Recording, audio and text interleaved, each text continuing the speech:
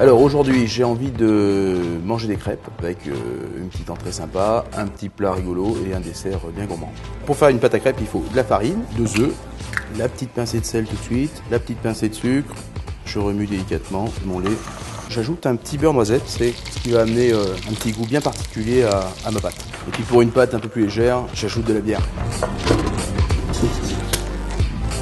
Avant de faire nos crêpes, on va laisser reposer une demi-heure, voire 1 heure au réfrigérateur. Je passe à la cuisson de mes crêpes. Alors, il y a une pâte très aérée sous l'effet de la bière, on voit bien les petites bulles qui se forment.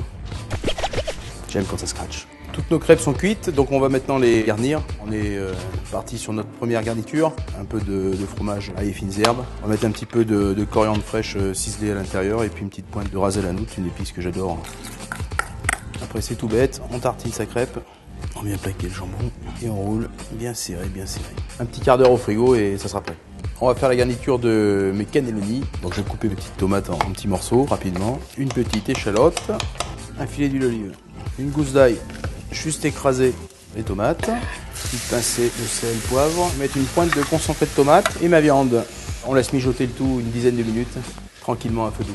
Pendant que ma garniture mijote, je vais tailler ma mozzarella et puis on va en incorporer quelques morceaux à l'intérieur qui vont venir fondre. On va rouler nos petits cannelloni, rien de compliqué.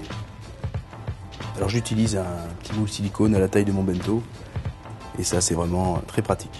Voilà, une dizaine de minutes au four et on n'aura plus qu'à préparer notre bento. Allez, garniture numéro 3, des pommes. Voilà, on va les faire caraméliser avec un petit peu de miel. Je fais des gros quartiers. Alors on va faire un caramel à sec. Je vais mettre dans le fond de manière uniforme du sucre semoule. Bon, le caramel est bien blond. Alors on voit les petits paquets de caramel qui entourent les pommes. Pour éviter ce phénomène, je stoppe la coloration avec un morceau de beurre et je mets l'équivalent d'un demi-jus de citron.